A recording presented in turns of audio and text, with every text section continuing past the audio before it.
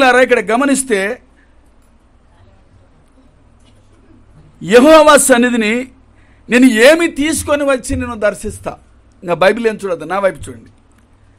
ఏమి తీసుకొని వచ్చి నీ సన్నిధిని నమస్కారం చేస్తాను. నేను ఏమి ఇస్తే నీవు ఆనందపడతావు. బైబిల్ ఎవరు చూడొద్దండి. మీరు ఏమి ఇస్తే నీవు ఆనందపడతావు అని మరి మీకా ప్రవక్త తాను మాట్లాడినట్లుంది, అలాగే దేవుడు మాట్లాడినట్టు కూడా ఉంది. అనగా తాను ఆ వ్రాసిన మాటల్లో తాను దేవునికి ఏ విధంగా ఇస్తే దేవుడు ఆనందపడతాడని ఉంది. అలాగే చూసినప్పుడు ప్రియులారా, పరిశుద్ధాత్మ దేవుడు దానికి జవాబు కూడా ఇచ్చినట్టుగా మనం చూస్తున్నాం. ఈ మధ్యాహ్న కాలమందు మనం గమనించినప్పుడు ప్రియులారా, దేవుడు ఏమిటి బట్టి మనల్ని సంతోషిస్తాడు. అందుకే అంటాడు, మనుషునికి చెప్తాడు, ఓ మనుష్యుడా, ఓ సహోదరి, ఓ సహోదరుడా, లేక దేవుడైతే ఓ నా కుమార్తె, ఓ నా కుమారుడా, నీకు అంత నీ ముందు నేను ఉంచుతున్నాను, నీకు అర్థం కావడానికి. ఏది ఉత్తమమో నీకు తెలుపుతున్నాను. అదేమిటంటే న్యాయముగా నడుచుకొనుటయు, కనికరమును ప్రేమించుటయు, దీన మనసు కలిగి నీ దేవుడిని ఎదుట నిలబడుట. ఇంతే కదా, 4 పాయింట్లు అక్కడ చూస్తున్నాం. హల్లెలూయా. న్యాయముగా నడుచుకొనుటయు, కనికరము, న్యాయం అనేది ఒకటి, నెంబర్ 2 కనికరము, 3వది ప్రేమ లేక ప్రేమించుట, 4వది దేవుని ఎదుట మనము దీనులం. ఇక 4 పాయింట్లు నేను ఒక్కొక్క 5-5 నిమిషాల్లో నేను ముగించడానికి ఇష్టపడతాను ప్రియులారా. గమనించినప్పుడు ఈ మధ్యాహ్న కాలము దేవుని సన్నిధి దగ్గరికి మనం అందరం వచ్చాం. ఆ ప్రభును సంతోష పెట్టాలని వచ్చాం. ఏమి ఇస్తే నిన్ను బట్టి ఆయన సంతోషపడతాడు. ఈ 4 విషయాల గురించి మనం ధ్యానిస్తాం. న్యాయముగా నడుచుకొనుట, మరి అంతకంటే ముందుగా అది అలాగే పేపర్ అలాగే ఉంచుకొని ఎవరైనా ఒకరు మొదటి సమూయేలు గ్రంథము 15వ అధ్యాయం 22వ వచనం, మరలా మనం లైన్లోనికి రావాలి, అది అలాగే పెట్టుకోండి. 15:22.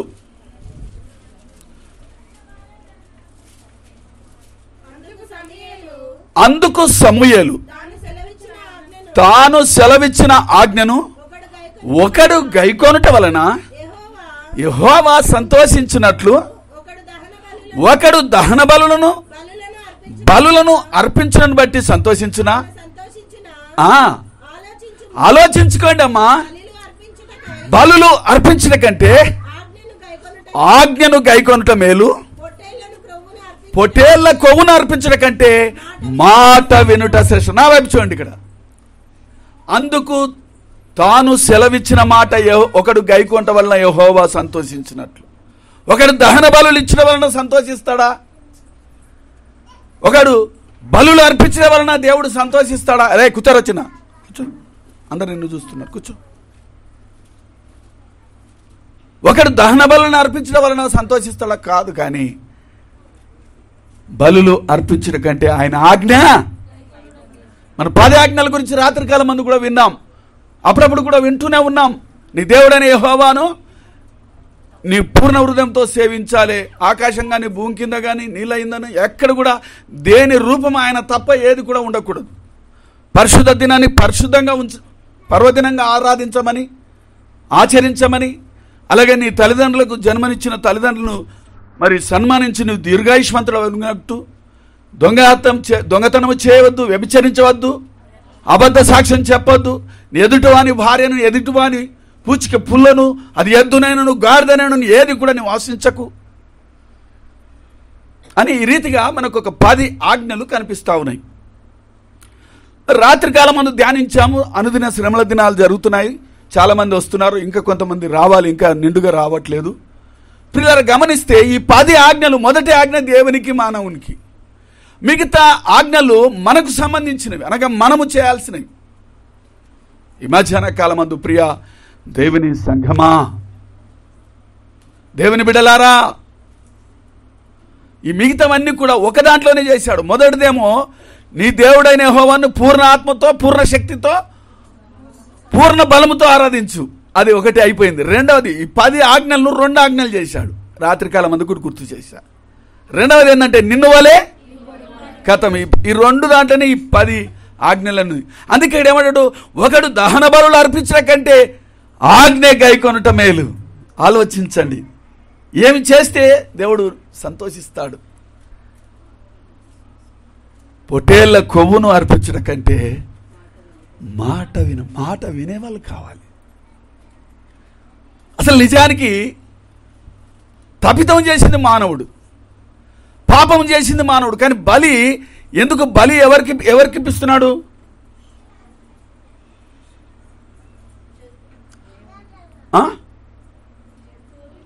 బలి జంతువులను అడుగుతున్నాడు, జంతువులకు ఇస్తున్నాడు. కనుక నా ప్రియ దేవుని సంగమా, అంటే దేవుని రూపంలో సృష్టించబడిన ఈ మానవుని తప్పించడానికి పశువులను వాడుకుంటున్నాడు. అంటే దేవుడు నిన్ను ఎంత ప్రేమిస్తున్నాడు నీవు అర్థం చేసుకోవాలి ఇక్కడ. హల్లెలూయా. నిన్ను తప్పించడానికి దేవుడు జంతువులను ఇస్తున్నాడు. కారణం ఏంటంటే నీవు చనిపోకూడదు.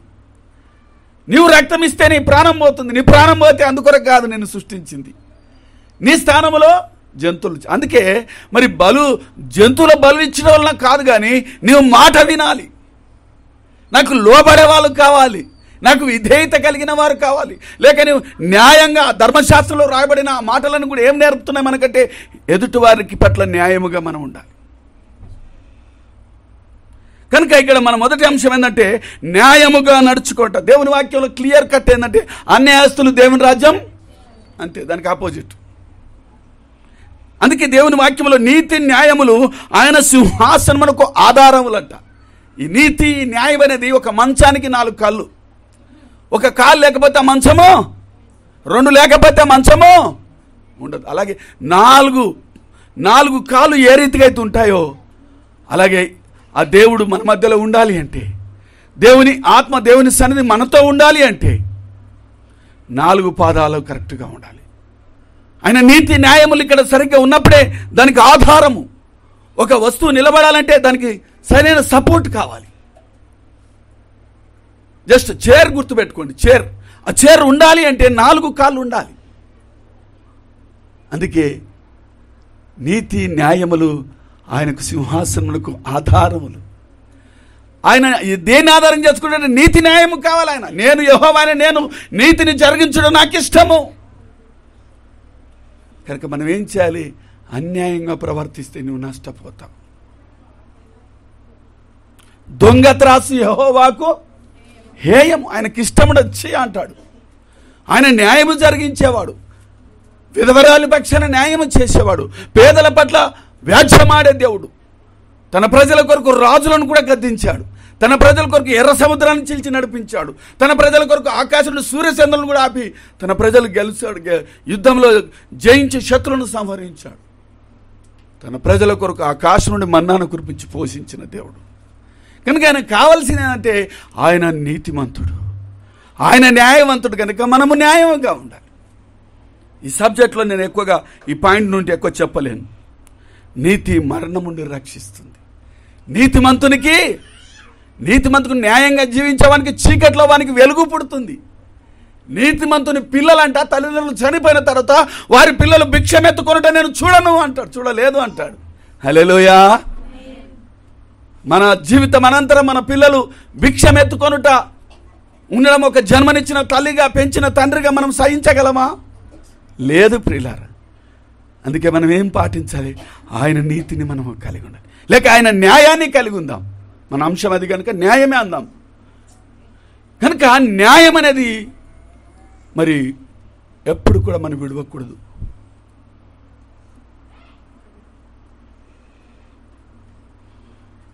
యెహోవా నీతిమంతుని ఆకలి కొననియాడు. యెహోవా న్యాయస్తుని ఆకలి కొననిచ్చే వ్యక్తి కాడాయన. అందుకే ఆయనను సంతోషపరిచే 4 పాయింట్లలో మొదటి పాయింట్ న్యాయము లేక నీతి. ఇది మనం పాటించినప్పుడు ఆయన్ను సంతోషపెట్టే బిడ్డలుగా ఉంటామనే సత్యాన్ని మనం ఇక్కడ గుర్తెరగవలసిన. 2వ పాయింట్లో నీకు వెళ్తున్నాను చాలా త్వరగా. కనికరము ప్రియులారా. కనికరము అంటే మరి చాలా యేసుప్రభువారు తన జీవితంలో ఎక్కువగా ఆయన కన్నులలో ఏముందంట? కనికరం. ఆయన ప్రసంగిస్తున్నప్పుడు 3 రోజులు వాక్యం విన్నారు, భోజనం లేదు. ఆకలికొని ఉన్న సమయంలో వారికి పిలిచినప్పుడు ఏం చేశాడు? వాళ్ళ మీద కనికరపడి ఏం చెప్పారు? వారికి మీరు రొట్టెలు చేయండి అన్న. ఏం మాట్లాడుతున్నావా బోధకుడా? ఇంతమందికి మేము ఎక్కడ రొట్టెలు చేస్తాము? మనం ఇప్పుడు రైస్ తింటామా, అప్పుడు రొట్టెలు ఆహారం వారికి. ఇంతమందికి మేము ఎక్కడ ఆహారాన్ని సిద్ధపడతామయ్యా, నువ్వేం చెప్తున్నావు అన్నట్టుగా పిలిపి అంటాడు యేసు ప్రభుతో. లేదు మీరు ఏం చేస్తారో నాకు తెలియదు, మీరే భోజనం పెట్టాలంటే ఒక చిన్నవాడితో ఉన్న ఆ 2 రొట్టెలు 5 రొట్టెలు 2 చిన్న చేపలతో అందరికీ భోజనం పెట్టినట్టుగా మనకు వాక్యం. అంటే అక్కడ ఏంది? ప్రజలపై కనికరపడ్డాడు ఆయన. మీరు వీరిని పంపిస్తే వీరు భోజనం చేయకుండా వెళ్తే మార్గంలో మూర్ఛిల్లిపోతారు కనుక వీరు ఆహారం లేదు కనుక వీరికి భోజనం పెట్టా అంటాడు. ఆయనకు తెలుసు వీరు పెట్టలేరని తెలుసు, కానీ దేవుడు మీతో ఏముంది తీసుకురమ్మని చెప్పాడు. సరే, మన సబ్జెక్ట్ అది కాదు, కానీ దేవుడు కనికరము. ఆయన ఉదయమంతా ప్రసంగం దేవుని యొక్క రాజ్యబోధ చేసి ఆ మిగతా సమయంలో వ్యాధిగ్రస్తులను చూసినప్పుడు వారికి కనికరపడ్డాడు. పేదవారిని చూసినప్పుడు దయపో చూశాడు. ఆ కనికరం చేత వారిని స్వస్థపరిచారు. విని ఎన్ని సంవత్సరాల నుండి దయ్యం బట్టి పీడిస్తుందని అడిగాడు. అనేకలను వ్యాధిగ్రస్తులను ఆయన ముట్టి స్వస్థపరిచాడు. కారణం ఏంటంటే ఆయన కనికరం చూపుతా ఉన్నాడు వారి పట్ల. పిల్లారా, ఒక గాడిద తన యొక్క బరువును మోసుకుంటే అది సత్కరపడితే వాక్యంలో ఉన్న ఆధారాలు ఏంటంటే ఆ గాడిద యొక్క బరువును తప్పించండి అంటాడు.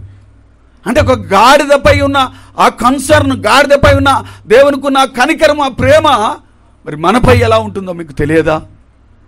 ఆయన రూపంలో సృష్టించబడిన నిన్ను నన్ను ఎంతగా ప్రేమిస్తున్నాడో, ఎంతగా మన పట్ల కనికరము కలిగి ఉంటున్నాడో, ఆయన కనికరాన్ని మనము గ్రహించగలుగుతున్నామా? నువ్వు కనికరిస్తే దేవుడు నిన్ను కనికరిస్తాడు. దేవుని కనికరం గురించి చెప్పాను. అయితే ఇక్కడ గమనించాల్సిందంటే మనము ఎదుటివారిని కనికరించాలి. ఎదుటివారి పట్ల దయగలిగిన మనసు ఉండాలి. ఎదుటివారి గల వాత్సల్యము కలిగిన మనసు ఉండాలి. నువ్వు కఠినమైన మనసు ఉంటే నీకు కఠినమైన తీర్పే. కనికరం గలవారు ధనులు, వారు కనికరం పొందుతారు. అక్కడ అంతే, దాని మీనింగ్ అది. కఠినం గలవారు కఠినమే పొందుకుంటారు, దాని అర్థం అంతే కదా. కనుక రెండవ పాయింట్ ఏంటంటే ఈ కనికరము. ప్రియులారా, ఈ బైబిల్లో చాలా విలువైన మాట ఇది. ఈ కనికరము అనే పదం మెర్సీ అంటారేమో ఇంగ్లీష్లో. మెర్సీ లేక ఒక దయ, కనికరము. అద్భుతమైన ఈ దేవుని యొక్క ఆయన కన్నులలో కనికరం ఉన్నది అని వాక్యం ఉంది. అందుకే మరి అదే మీకా గ్రంథంలో చూస్తారా, 7వ అధ్యాయం 18వ వచనం.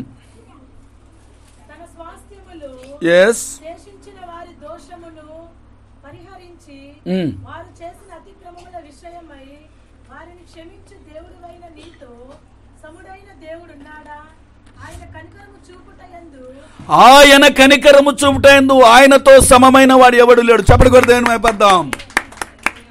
మనుషులు తప్పులను ఎత్తి చూపుతారు, మనుషులు మన బలహీనతలు ఎత్తారు. ఆమె గురించి నీకు తెలియదా? అతని గురించి మీకు తెలియదా? అతను ఎలాంటి వాడో నీకు తెలుసా అని మన వెనక గురించి ఆలోచిస్తాడు.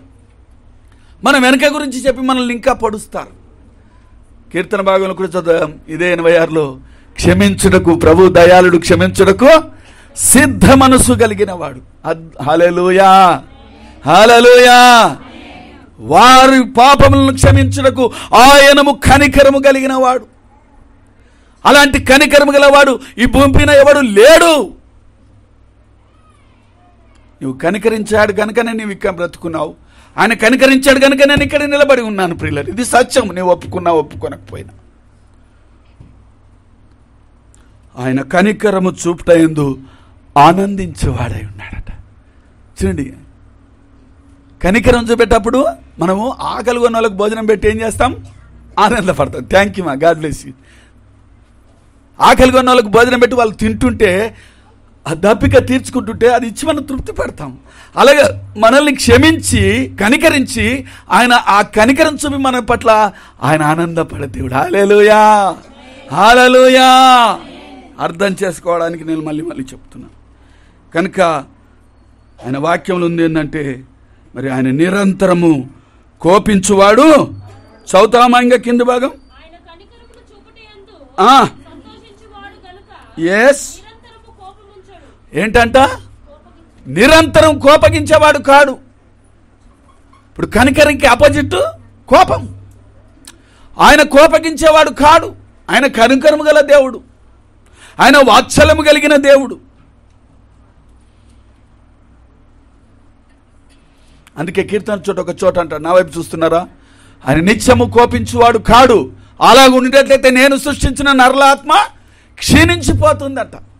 ఎంత దయగలిగిన మాటలు చెప్తున్నాడమ్మా. నేను ఎప్పుడు కోప్పడితే ఎవరు తట్టుకోలేరురా బాబు, బతకలేరు వాళ్ళు అంటున్నాడు. కీర్తనలో ఆ మాటలు ఉన్నాయి. నేను నిత్యము కోపించువాడను కాను. ఆ రీతిగా ఉన్నట్లయితే నేను సృష్టించిన నరుల ఆత్మ క్షీణిస్తుంది. నేను కోపము నిమిషం మాత్రమే, దయా హల్లెలూయా హల్లెలూయా. ఆయన కోపము నిమిషం. ఎందుకు తెలుసా? మనల్ని సరిచేయడానికి. మార్గము తప్పినప్పుడు, దారి తప్పినప్పుడు ఆయన అలా కొట్టి మనల్ని సరిచేసుకుంటాడు. ఒక ఫ్యాన్ తిరుగుతూ ఉందనుకోండి, పెద్ద ఫ్యాన్ తిరుగుతున్నప్పుడు మరి దాని పిల్లలు ఏం చేస్తారు? ఇలా ఇలా అంటారు, చేయబెట్టడానికి. ఒకసారి 2-3 సార్లు ఒకసారి పట్టున కొడతాం, ఎందుకంటే వాడు సస్తాడు, అది షాక్ వస్తుంది కదా.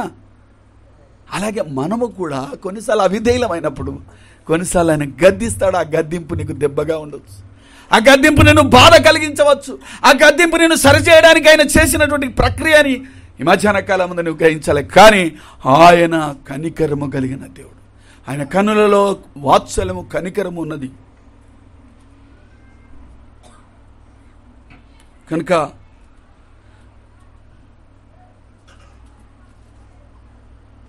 నేను కనికరమునే కోరుచున్నాను కానీ బలిని కోరడము లేదు అంటాడు.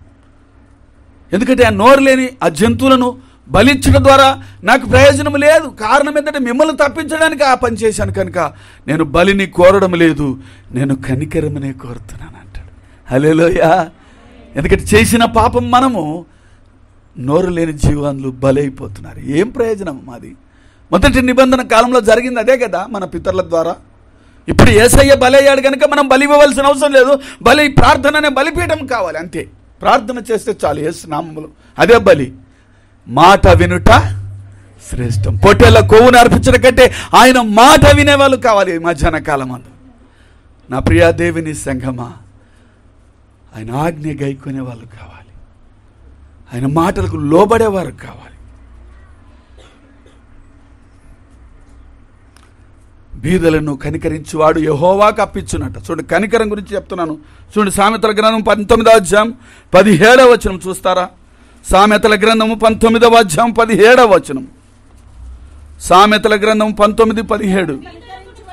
ఇక్కడ మన సబ్జెక్ట్ ఏంటి? 2వ పాయింట్, బీదలను కనికరించువాడంట. అమ్మా, దేవునికి నువ్వు అప్పిస్తావా? ఎస్, వాక్యం అంటుంది, అది మాటలు మనకి కావు.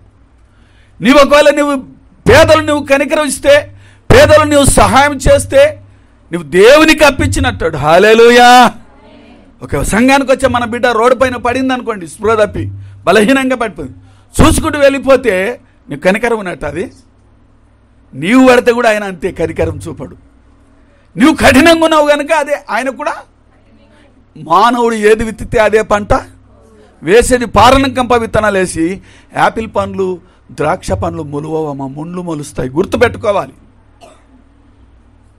బీదలను కనికరించువాడు యెహోవాకే అప్పించును. అబ్బా, అద్భుతమైన మాట.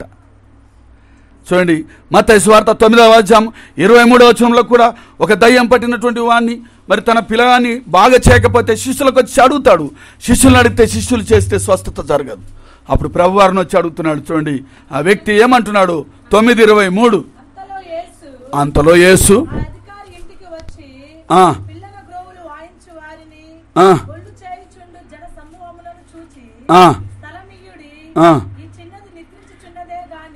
ఎంతమ్మా అది? 9:23. 9ఏనా? ఇక్కడ ఏముందంటే, నీకు కనికరపడితే మాకు సహాయము చేయము, ఆ దయ్యాన్ని వదలగొట్టుమని మరి శిష్యులు చేసిన పనికి స్వస్థత కానప్పుడు ప్రభువారు యేసు ప్రభువారిని అడిగినట్టుగా మనం అక్కడ చూస్తూ ఉంటున్నాం. కనుక మనం ముందుకు సాగుదాం. గమనించండి, సారీ, అక్కడ ఆ పాయింట్ అది కొంచెం రెఫరెన్స్ కన్ఫ్యూజ్ అయింది. కనుక ఈ మొదటిది ఏంటంటే మరి న్యాయముగా నడుచుకోవాలి. రెండవ పాయింట్ ఏంటంటే కనికరము. ప్రియులారా, బాగా నీ జీవితంలో ఈ ప్రాణం ఉన్నంత వరకు కూడా నువ్వు గుర్తుపెట్టుకోవాల్సిందంటే నువ్వు ఎదుటివారి పట్ల కనికరం చూపాలి, ఎదుటివారిని నువ్వు క్షమించాలి, ఎదుటివారిని నువ్వు ప్రేమించాలి. నువ్వు ప్రేమించకపోతే ఆయన నిన్ను ప్రేమించాడు. నువ్వేదైతే మనసులో పెట్టుకుంటావో, చాలామంది దానాలు ధర్మాలు చేస్తాం కానీ కొన్ని విషయాలు క్షమించడానికి ఇష్టపడరు. కోపం అట్లాగే ఉంటుంది. అసలు గుర్తు చేస్తే పటపట పనుల్లోనే కొరికేసుకుంటారు. అంటే దాన్ని క్షమించలేకనే కదా. ఆ విషయంలో నువ్వు సమాధానం లేదు నీకు మనసు అంటే, ఆ విషయంలో నీకు క్షమాపణ మనసు లేదు కనుక నువ్వు క్షమించడానికి ఇష్టపడు. అందుకంటాడు, మీరు ఏ విషయాలైతే క్షమిస్తారో నేను క్షమిస్తా, ఎవరినైతే మీరు క్షమించరో నేను కూడా మీ మీద అలాగే పెట్టుకుంటా, మీరు చేసిన దోషంలో నేను క్షమించాను అంటాడు. ఇంత క్లియర్ కట్గా. అంటే మనం చేయాల్సిన పని ఏంటంటే క్షమాపణ, ప్రేమ, కనికరము కలిగి మనం ఉండాలి. మరి మూడో విషయానికి వస్తున్నాను పిల్లలు, గమనించండి. ప్రేమించుట. మార్కు సువార్త 12:33 చూసినప్పుడు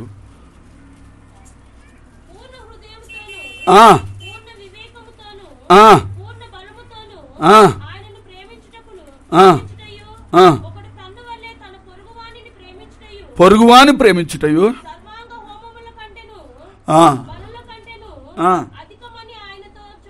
థ్యాంక్ యూ. నా వైపు చూడండి. ఈ ప్రేమ గురించి అర్థాన్ని మీరు చూడాలి ప్రియులారు. ఒక హోమం అంటే తెలుసా మీకు? ఎంతమంది తెలుసు హోమం? బ్రాహ్మణులు మరి శూద్రులు జర ఉన్నవాళ్ళు చేస్తారు. అది చాలా వ్యయంతో కూడింది, చాలా ఖర్చుతో కూడింది, చాలా నిష్ఠతో కూడింది. హోమాలు అంటారు చాలా వ్యయంతో, డబ్బుతో ఖర్చు చేసి చాలా ఖర్చు అవుతుందండి అది ఆ పూజ చేసుకోవడానికి వాళ్ళకు. వాక్యం ఏమంటుంది? నిన్ను వలె నీ పొరుగువారిని ప్రేమించు. అద్దములో మన ముఖాన్ని చూసుకుంటాం, మనం ఎంతో సంబరపడతాం, మనల్ని మనం ప్రేమిస్తాం. నిన్ను వలె నీ పొరుగువారిని ప్రేమించు. హల్లెలూయా. మరి ప్రేమించే విషయం ఏంటంట? సర్వాంగ హోమముల కంటే కూడా అధికమైనదంట. ఎంత విలువైనది ప్రియులారు. దేవుడు లోకాన్ని ప్రేమించాడు. దేవుడు లోకాన్ని ఆయన ప్రేమించాడు కనుక మనం ప్రేమించబడ్డాం. ప్రేమ గురించి చాలా విషయాలు మనం చూస్తుంటున్నాం ప్రియులారా. సామెతల గ్రంథం 10:17 చూసినప్పుడు పగ కలహమును రేపును, ప్రేమ దోషములను కప్పును. చూడండి, చదవండి, వినాలి, తెలుసుకోవాలి. నేను త్వరగా ముగిస్తా. సామెతలు 10:12 చూడండి. పగ కలహమును రేపును. ఇప్పుడు మన అంశం ఏంటి? ప్రేమ. నువ్వు ప్రేమను వృద్ధి చేయాలి. నా వైపు చూడండి. ప్రేమను వృద్ధి చేయాలంటే మిస్టేక్స్ నువ్వు చూడొద్దు. రాత్రికాలం ముందు కూడా దేవుడు మనతో మాట్లాడాడు. నీవు ఎదుటివారిని ప్రేమించాలనే మనసు నీ లోపల ఉంటే ఆ మిస్టేక్స్ను పక్కకెట్టాలంతే. ప్రేమను వృద్ధి చేయువాడు తపితములను దాచిపెట్టును. చాలా జ్ఞానయుక్తమైన మాటలు. నువ్వు రాత్రంతా ఈ దినమంతా ఆలోచిస్తే కూడా నీ జ్ఞానం సరిపోని మాటలు పరిశుద్ధాత్మ దేవుడు మన కొరకు రాయించాడు. హల్లెలూయా. ప్రేమను వృద్ధి చేయువాడు తపితాలను దాచిపెట్టాలి. అతనితో నీవు సహవాసం చేయాలనుకుంటే ఆ మరల మిస్టేక్స్ ఎందుకు ఎత్తుతావు? నువ్వు ఒకసారి క్షమించావంటే మరలా ఎత్తకూడదు అంతే. నేనేం క్షమించాను అని అందరికి చెప్తే అది క్షమించినట్ట మళ్ళీ చెప్తుంటే క్షమించానంటే మరలా ఎత్తకూడదు అంట. అది ఒక భక్తుని ద్వారా, ఒక దైవజనం ద్వారా నేను నేర్చుకున్నది మీకు చెప్తున్నాను. నేను విన్నది చెప్తున్నాను. నువ్వు ప్రేమించి క్షమించావంటే మరలా అది ఎత్తొద్దు. అది నిజమైన క్షమాపణ. నీ భర్త కానీ, భార్య కానీ, నీ ఎదుటివారు కానీ, నీ స్నేహితులు కానీ, రక్త సంబంధులు కానీ, ఎవరైనా సరే ఈ సత్యాన్ని నేర్చుకున్నాం. నువ్వు క్షమించావంటే మరలా నెవర్, అసలు నువ్వు మళ్ళీ అది ఎత్తడానికి వీల్లేదు. అది నిజమైన క్షమాపణ. హల్లెలూయా, హల్లెలూయా. కనుక ప్రేమను వృద్ధి చేయువాడు తపితములను దాచిపెట్టును. ప్రేమ కలహమును రేపును, పగ కలహమును రేపును, ప్రేమ దోషములన్నిటినీ కప్పును. అందుకే ప్రియులారా, మరి ఒకటి బోధ కూడా మరి ఈ ఆజ్ఞలో ఏది అని మత్తయి సువార్త చూడండి 22వ అధ్యాయం 36-37 చదవండి అమ్మా. మత్తయి 22:36-37 మీరు చదువుతున్నప్పుడు గమనించాలి. గమనించడానికి చదివిస్తున్నా. బోధకుడా, ధర్మశాస్త్రంలో ముఖ్యమైన ఆజ్ఞ ఏదనగా అందుకైన నీ పూర్ణ హృదయంతో, నీ పూర్ణ ఆత్మతో, నీ పూర్ణ ఆత్మతో, నీ పూర్ణ మనస్సుతో నీ దేవుడైన ప్రభును ప్రేమింపవలెను. ఇది ముఖ్యమైనది. రెండవ చూడు, ఇక్కడ రెండవ పాయింట్, నిన్ను వలె నీ పొరుగు వారిని. చూడండి,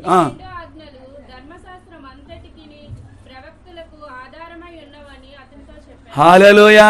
10 ఆజ్ఞలు నేను ఇప్పుడే చెప్పాను కదా. ఈ 10 ఆజ్ఞలు అన్ని కూడా నరహత్య చేయదు, వ్యభిచరించొద్దు, ఎదుటివాన్ని ఆశించొద్దు, ఎదుటివానికి అబద్ధ సాక్ష్యం చెప్పకు, ఇవన్నీ కూడా ఈ 2 ఆజ్ఞల్లో, ఒకటి దేవునికి మనకు, ఒకటి మనకు ఎదుటివారికి మనకు.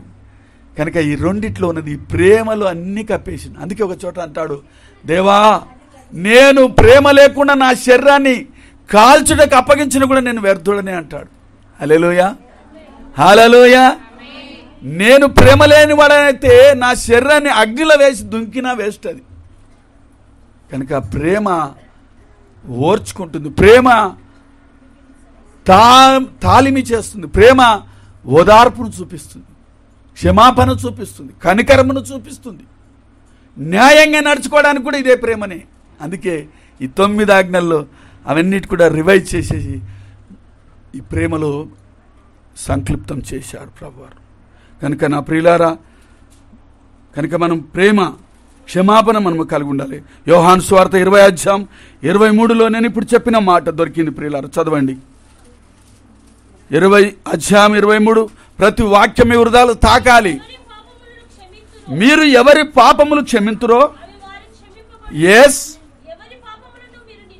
ఎవరి పాపములు మీరు నిలిచి ఉండాలని అనుకుంటారో, ఇప్పుడు నా వైపు చూడండి. ఇప్పుడు నేను చెప్పింది అదే, ఈ వాక్యమే. ధర్మాలు చేస్తాం, ప్రేమ చూపిస్తాం, అందరికి భోజనాలు కూడా పెడతాం. అయితే నా పట్ల ఒకరు చేసిన వ్యక్తిని నేను క్షమించలేదనుకో, దేవుడు నన్ను ఏమంటున్నాడు, నీవెవరికి క్షమించకపోతే నేను నిన్ను కూడా క్షమించను. నాకు ఈ మాట అర్థమైనప్పుడు ప్రియులారా, నేను తప్పు చేయకపోయినను ఎవరి ద్వారా నన్ను బాధ పెట్టినా, వారిద్దరి మధ్య, మా ఇద్దరి మధ్యలో ఎవరి ద్వారా మరి ఈ అవిధేయత, అసమాధానం కలిగితే నాకు పరిశుద్ధాత్మ దేవుడు ఏం నేర్పించాడంటే నువ్వు వెళ్ళి సమాధానపడు. తప్పు నువ్వు చేయలేదు, లేదు, తప్పు చేయకపోయినా నువ్వు పోయి సమాధానపడు. సమాధానం వెతికి వెంటాడు, నేను కాదు కదండి, నీ వెళ్ళు అంటాడు పరిశుద్ధాత్మ దేవుడు. అందుకే దైవజనుడు యేసన్న గారు 1000 సంఘాలు స్థాపించి ఆయన దేవుని రాజ్యంలో ఉన్నాడు. ఆయన స్టార్టింగ్లో చాలాసార్లు మాట చెప్పాను, సేవ చేస్తున్నప్పుడు చాలామంది సేవకులు ఆయన మాట వినకపోతే మరి వారిని దూరం పెట్టాడు. ఎందుకంటే ఎలాంటి పనులు అంటే, ఇక్కడ సంఘం నడుపుతున్నాను అనుకోండి, ఈ సంఘంలో ఆయన కట్టడి చేస్తే ఏం చేశాడంటే, ఈ సంఘంలోనే డబ్బులు సంపాదించుకొని, లేకుంటే ఈ సంఘంలో తన అభివృద్ధి చెందుకొని ఒక ప్లాట్ తీసుకొని, ఎలా అంటే కరెక్ట్ ఈ రోడ్ అవతల మధ్యలో రోడ్ ఉంటుంది, ఈ రోడ్ అవతల ఇంకొక ప్లాట్ కొని ఇక్కడ కట్ చేస్తే అక్కడ పోయి మందిరాలు కట్టుకున్నారు. కొంతమంది ఇలాంటిని ఆయన దూరం చేసి, కొంతమందిని దూరం చేశాడు. కానీ ఆయన అవసాన కాలం అంటే వృద్ధాప్యంలో చనిపోవడానికి ప్రభు పిలుపు దగ్గరకు వచ్చినప్పుడు ఆయన అందరినీ పిలిచి సమాధాన పడ్డాడు. చప్పట్లు కూడా దేని పడ్డాం. అది దేవుని ఆత్మ ఉన్నవాడు చేసే పని అది. కనుక నాకు మరి చెప్పాను కదా, 40 సంవత్సరాలు ఒక అక్క నేను బాధ పెట్టాననే మనసాక్షి నన్ను గద్దించినప్పుడు, నేను 40 సంవత్సరాలు అయింటుంది ఆమెతో మాట్లాడక. దాదాపు ఆమెను నేను అక్క నన్ను క్షమించని కన్నీళ్లతో మాట్లాడలేకపోయా. ఆమెకు అర్థమైంది తమ్ముడు క్షమాపణ కోరుతున్నాడు. నేను ఎవరి దగ్గర అయితే బాధ పెట్టాను, ఎవరి దగ్గర అయితే అన్యాయంగా తీసుకున్న వారికి తిరిగి ఇస్తూనే వస్తున్నా. ఇప్పటికి కూడా ఇంకా నేను, కొంతమంది చనిపోయారు, వారి భార్య వాళ్ళకు ఇద్దామంటే అక్కర్లేదన్నారు. ఎందుకంటే దేవుని సన్నిధిలో మనం యథార్థంగా నమ్మకంగా ఉండాలి. అలాంటి హృదయం మనం కలిగినప్పుడు మనం వృద్ధి చెందుతాం ప్రియులారా. నేను అది నేర్చుకున్నా. లేకపోతే ఈ మైకులో వింటున్నప్పుడు క్రైస్తవులు చెప్తారు కానీ చేయరు. నా ద్వారా అన్యాయానికి గురైన వాడు, నా ద్వారా మోసానికి గురైన వాడు నా బోధ ఏమింటాడు చెప్పాలి. దొంగలు రా అంటారు. మనల్ని బట్టి ఆ ఘనమైన నామానికి అవమానం వస్తుంది ప్రియులారా. కనుక మనస్సాక్షి గద్దించినప్పుడు నీ వెంటనే క్షమాపణ కోరాలి, వెంటనే నువ్వు సమాధాన పడాలి. నీ బలులు అర్పించని పక్కకెట్టి నువ్వు ముందు వ్యక్తిని వై సమాధాన పడి. ఇది బైబిల్. రాత్రికాలం అని చెప్పాను, నేను భక్తి నేర్చుకున్న ఒక దైవజన్ నాకు ఒక అద్భుతమైన మాట చెప్పాడు. నీకు భూలోకంలో ఒక్క శత్రువు ఉంటే పరలోకంలో నీ అడ్రస్ ఉండదు. ఈ మాటలు గుండెలు బద్దలైపోయాయి. ఇక ఎవరితోనూ సమాధానం లేకుండా నీవు ఉంటావా ఈ మాట వింటే? నిజంగా నీకు మనస్సాక్షి అంటూ గద్దిస్తే నీ ఎదుటి సహోదరితో, ఎదుటి స్నేహితులతో, నీ రక్త సంబంధులతో ఎవరితో అయినా ఏమైనా బాధ ఉంటే ఈ మాట ఎప్పుడైతే నీకు అర్థమైందో నీ ఉండలు వెంటనే ఫోన్ చేస్తావు. బాగున్నారా, ఏం చాలా రోజులకు ఫోన్ చేసావు, ఏం లేదని కలుపుకొని మాట్లాడతాం కదా, సమాధాన పడతాం. ఎందుకంటే మనసు పరిశుద్ధాత్మ దేవుడు సమాధాన పడమని సెలవిస్తుంది. సమాధానాన్ని వెతుకు, నువ్వు వెంటాడు, నువ్వు వెళ్ళవయ్యా, తప్పు నేను చేయలేదు కదా అంటాం కదా, పర్వాలేదు, ముందు నువ్వు వెళ్ళి సమాధాన పడు. అది దేవుని ఆత్మ. కనుక ప్రేమలో ఇవన్నీ ఉన్నాయి ప్రియులారా. ప్రేమలో క్షమాపణ ఉన్నది, ప్రేమలో సమాధానం ఉన్నది, ప్రేమలోనే ఇవన్నీ కూడా మనకు చూస్తుంటున్నాం. అందుకే మీరు ఎవరి పాపములను ఉండనిత్తురో, ఎవరి పాపం మీరు క్షమించుదురో నేను కూడా క్షమిస్తా. చెప్తున్నాను కదా, ఎవరినో ఒకరు నువ్వు క్షమించలేదు, ఏదో ఒక క్షమలను ఇంకా ఇంకా నువ్వు పగా పెట్టుకున్నావు నీ ఉద్యమంలో, నేను కూడా నిన్ను అంతే అంటాడు. ఇది కూడా మీకు అర్థం కావాలి. నువ్వెంత దానం చేసినా, దేవుని కొరకు నువ్వెంత ఇడా పరిచర్య చేసినా, ఎంత కానుకలిచ్చి ఎంత చేసినప్పటికీ ప్రియులారా, నీకులో క్షమాపణ, నీలో ప్రేమ, నీలో వాత్సల్యం లేకపోతే నేను నిన్ను క్షమించను అంతే. కనికరం గలవారు ధన్యులు, వారు కనికరం చూపుతారు. ప్రేమ కలిగిన వారు ఇతరులను ప్రేమిస్తారు. నువ్వు ప్రేమించు అంతే. అది దేవుని ప్రేమ. అందుకే అయ్యా నేనేమి ఇచ్చి నిన్ను సంతోష పెట్టగలనయ్యా అంటే, ఆయన న్యాయముగా నడుచుకునే వాళ్ళు, కనికరము కలిగిన వాళ్ళు, ప్రేమ కలిగిన వాళ్ళు, నీ దేవుడైన యెహోవా ఎదుట దీన మనస్సు కలిగిన వారు. హల్లెలూయా. చూస్తారా, 4వ పాయింట్లోకి మనం వెళ్ళిపోతున్నాం. 5వ అధ్యాయము, మత్తయి సువార్త 5వ అధ్యాయం 3వ వచనం చూడండి.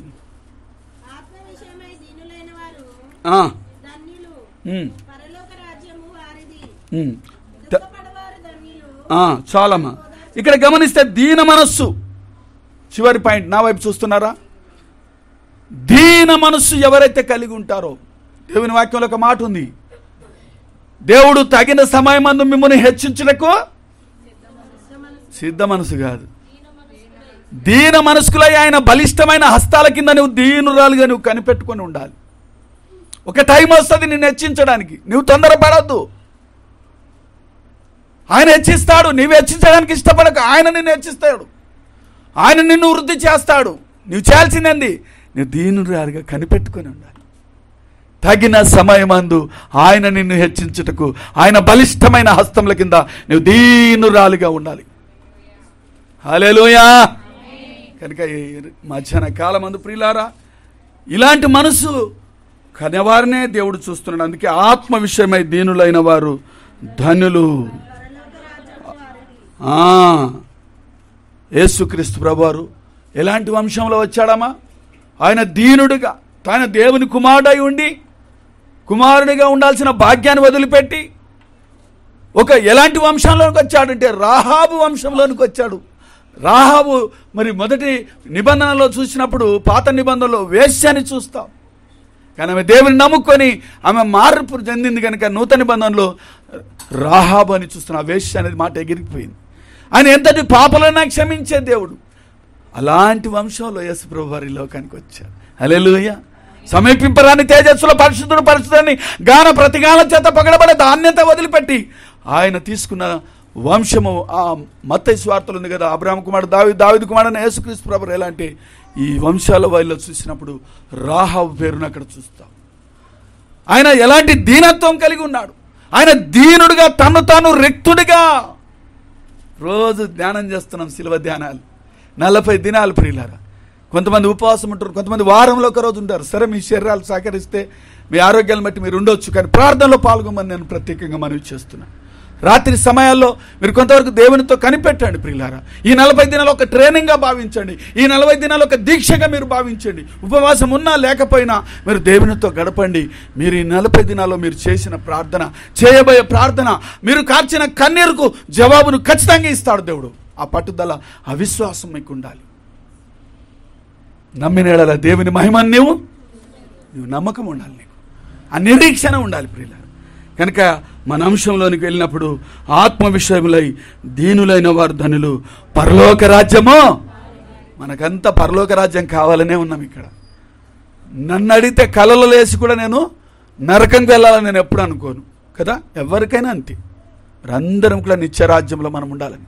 కనుక దేవుడు నీ నుండి నా నుండి మీకా ప్రవక్త ద్వారా ఆయన చెప్పిన అంశములలో ఈ దీన మనస్సు అనేది నేను పరలోకానికి తీసుకొని వెళ్తాను. గర్వ హృదయులు యెహోవాకు హేయులు. గర్విష్ఠులు ఆయనకి ఇష్టం ఉండదు, ఆయనకు దీన మనస్సులు కావాలి. అందుకే ఆయన దేవుని స్వరూపము ధరించి, దాసుని స్వరూపం ధరించి తను తాను రిక్తునిగా చేసుకున్నాడు. మరణము పొందినంతగా ఆయన విధేయత చూపాడు.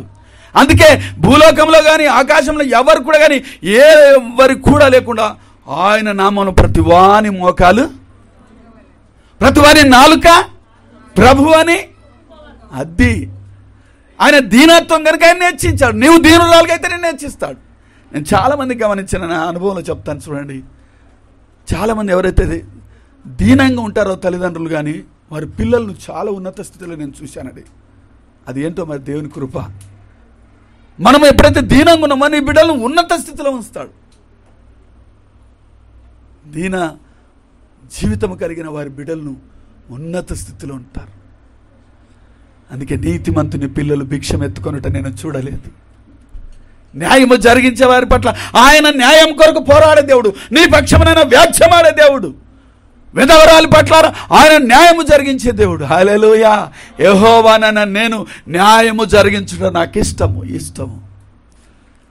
ఆయన న్యాయాధిపతి. అయితే దీన మనసు. చివరిగా ఒక వాక్యంతో నేను ముగించబోతున్నాను. ఒక వాక్యాన్ని మీరు చదవబోతూ యెషయా గ్రంథము 66వ అధ్యాయం, ఒక అద్భుతమైన వాక్యాన్ని అందరూ సీరియస్గా శ్రద్ధగా వినండి. ముగిస్తున్నాను. 66వ అధ్యాయము మొదటి నుండి చదవండి. ఎస్, ఆకాశము నా సింహాసనము, భూమి నా పాదపీఠము.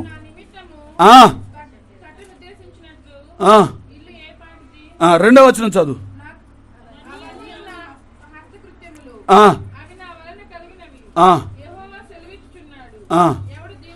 ఇక్కడ రండి పాయింట్. ఇక్కడ ఏమంటున్నా అంటే, నా వైపు ఒకసారి అలాగే చేయి పెట్టుకుని నా దిక్కు చూడండి. ఆయన మందిరము కడతా అంటే మందిరము కాదు, నీవు కట్టేది నాకేంట్రా బాబా, అన్నీ నావే, అన్నీ నేనే ఇవి చేసింది.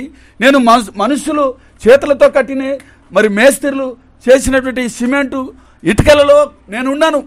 మానవుని హస్తకృతంలో నివాసము చేయను. నీవు కట్టే మందిరం నాకే పాటిది అంటాడు. అంటూ అక్కడ ఒక మాట ఏమంటాడంటే, ఏమి ఆయనకి ఇష్టము అనే విషయాన్ని చూసినప్పుడు ఎవడు అనే కనుడు చదవండి. ఎవడు దీనుడై నా మాట విని వణుకుచుండునో నేను వానిని దృష్టించుచున్నాను. ఎవడు దీనుడై, ఇక్కడ నలగాలి.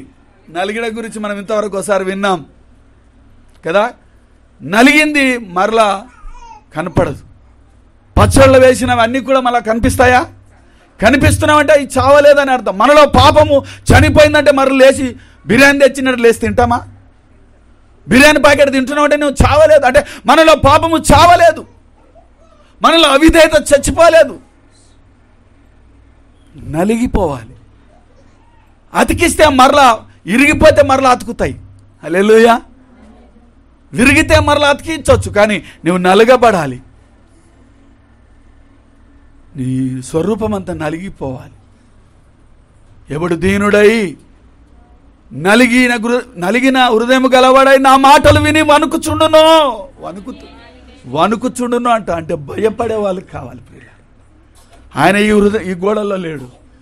ఈ మందిరాలు మనకు మందిరాలు చాలా ఇంకా మందిరం ఎక్స్టెన్షన్ చేస్తాం, కానీ ఆయనకు కావాలి నీ హృదయం మందిరము. చప్పటి హృదయం పడ్డా. ఈ మందిరాలు చాలా మరలా కట్టుకుంటాం, కానీ దాంట్లో కాదు నేను ఉండేది, అది మీకు మందిరం.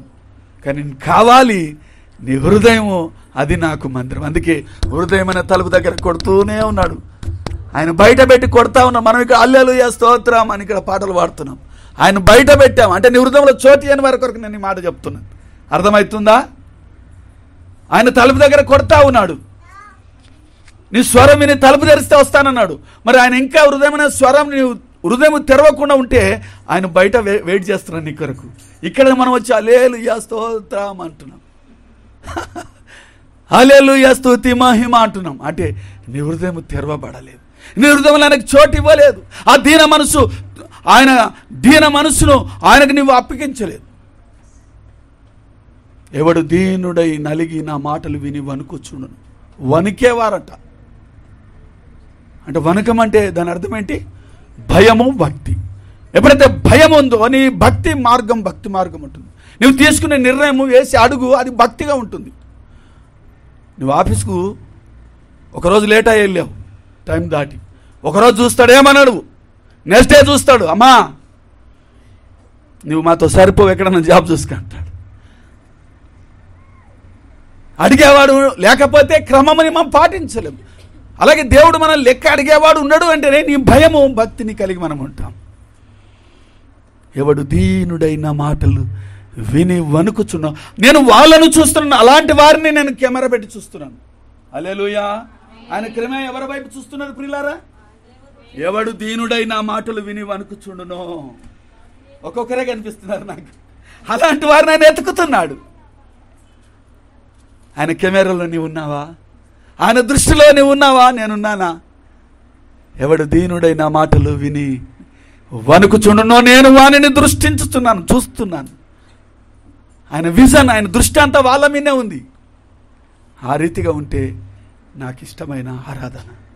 ఏమి తీసుకొని వచ్చి నిన్ను ఆరాధిస్తా, ఏమి తీసుకొని వచ్చి నిన్ను పూజిస్తానని ఆ మీకా ప్రవక్త ద్వారా చెబుతూ, మానవుడా నీకేది ఉత్తమమో నేను చెప్తున్నాను ఏంటంటే, నీవు న్యాయంగా నడుచుకోరా భయ్, నీవు కనికరం చూపమ్మా, నీవు ప్రేమ కలిగి జీవించు, నీ దేవుని ఎదుట దీనురాలిగా ఆయన దీవించే వరకు నువ్వు కనిపెట్టుకో.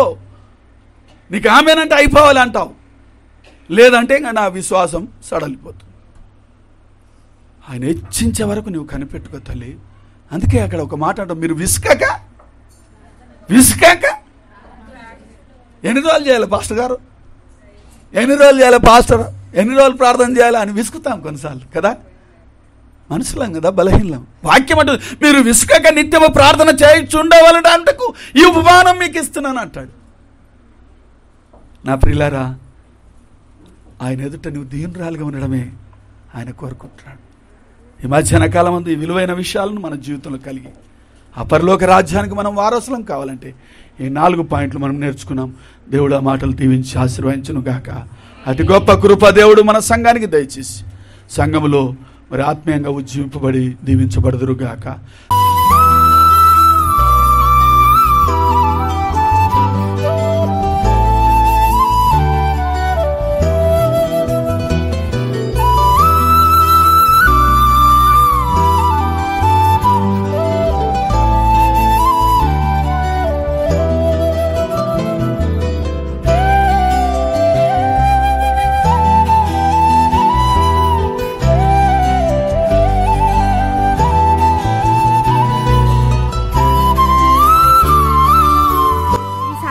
నచ్చినట్లయితే లైక్, షేర్, సబ్స్క్రైబ్ చేసుకోండి.